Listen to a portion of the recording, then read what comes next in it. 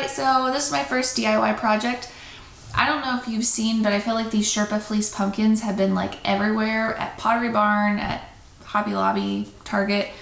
But I saw a DIY project for this and I wanted to try it. So I'm going to show you everything that I got, what you need. Shh, quiet on set.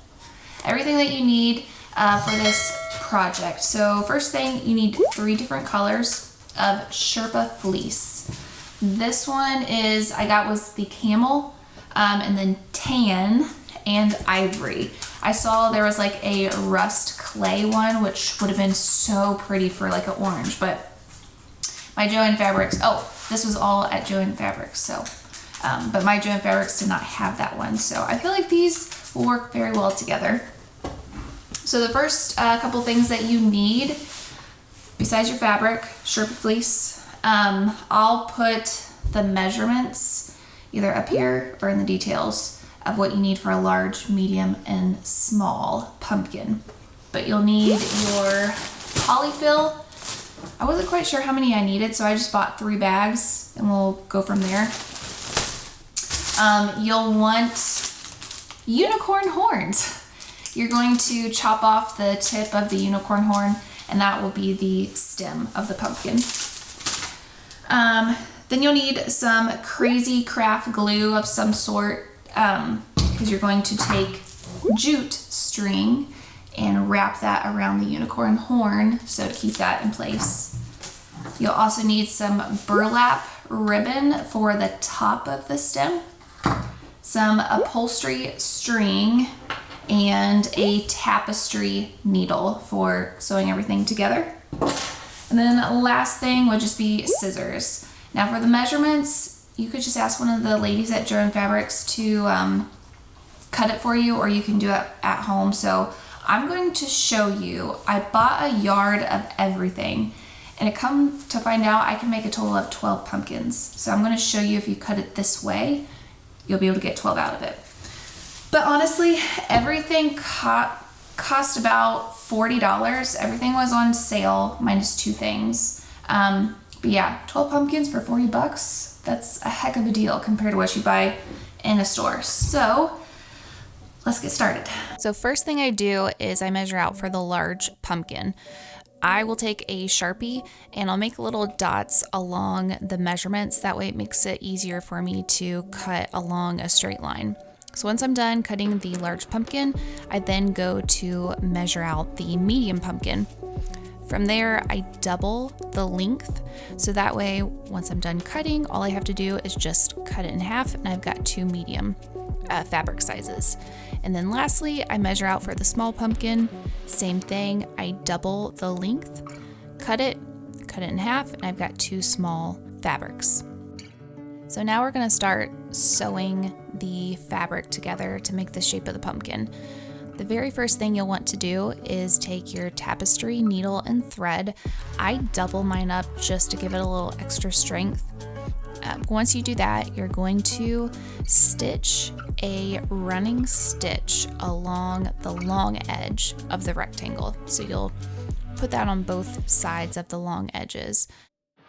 One thing, don't forget, make sure you tie a knot at the end of both of your strings. That way it doesn't come undone and it holds it in place.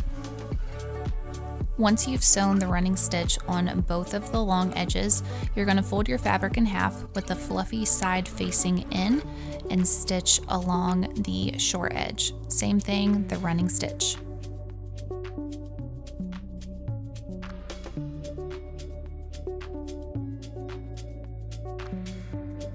Once you finish sewing, you're going to pull the 2 tail threads on one edge and tie them shut.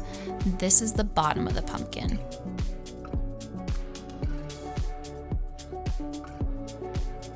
Okay, so once you have that tied shut, here's where the fun begins, and you're going to flip your fabric inside out and start to stuff it with your polyfill.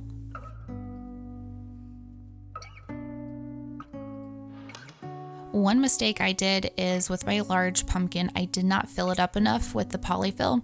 So don't go light, fill it up, that way it is nice and tight. You can always buy more polyfill later. Once you have your desired amount of polyfill, go ahead and take the two tails and pull it shut and then tie it in a knot. If you have extra string from where you tied it, no problem, just go ahead and tuck it inside of the hole inside of the pumpkin. Next up, we're gonna grab our jute string.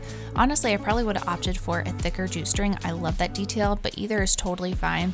This, you're gonna start wrapping it around the pumpkin to create those sections. Now you can do 4 sections, 6 sections. It's really up to you, however you want, but it's really gonna kind of feel like you're wrapping a present. One nice thing is if you mess up with the jute string, no problem, just cut it off and redo it. This part is very forgiving.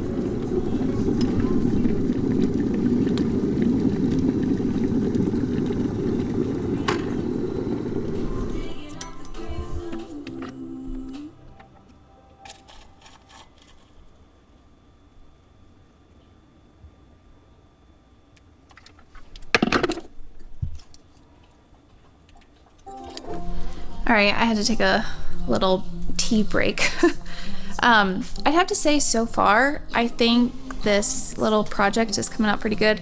The first pumpkin was my first. I didn't know how it was going to turn out. I wish I would have put a little bit more stuffing in it, but it still looks pretty cute. So I think I have the small one left to do. And my lighting, it's like really gloomy today, so I need a little extra help so you guys could see what I was doing. But yeah, I have the small one left to do, and then I'll put the stems on it, and then I should be done. So we'll see how that's working out. Huckleberry wants me to play with them, but I'm almost done, and then we'll go on a walk. Okay, I just finished the 3 pumpkins, and I haven't done the stems, but I finished the large, medium, and small, and they look so cute. No. This is not your play toy. Yes, I love it. Love the colors, love the sizes. Honestly, this is super easy to do. So let's go get the stems. Next, hey bud, can I have my arm, please? Please? So next, we will, I might take a knife to this. We're gonna cut off this part, and then take our jute string, wrap it around. I bought this tacky glue, but honestly, if you have a glue gun, you could, well, it might this, I don't know. Hopefully this turns out. But then the very top, I think you can make more of a blunt end on this and put the burlap. That way it kind of hides the white part. So let's see how this turns out. Fingers crossed. Next is the pumpkin stems. So with each unicorn horn, I was able to cut it into 3 stems. So I think 4 comes in a pack, so that's a total of 12 stems, which is perfect for this project. But you'll just take your glue and completely cover up the styrofoam, and then you're going to take your jute string and wrap it around the whole entire stem.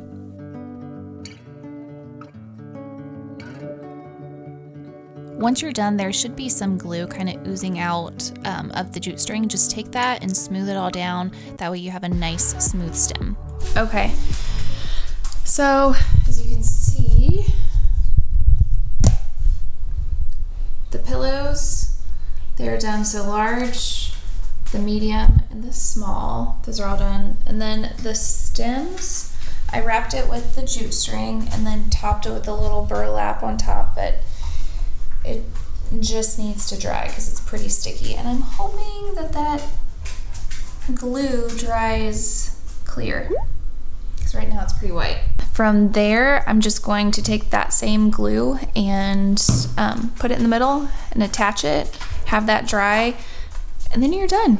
So I'll have a picture of what it turned out. When I was editing this video, I totally forgot that to show you guys the final product. So this is what they look like.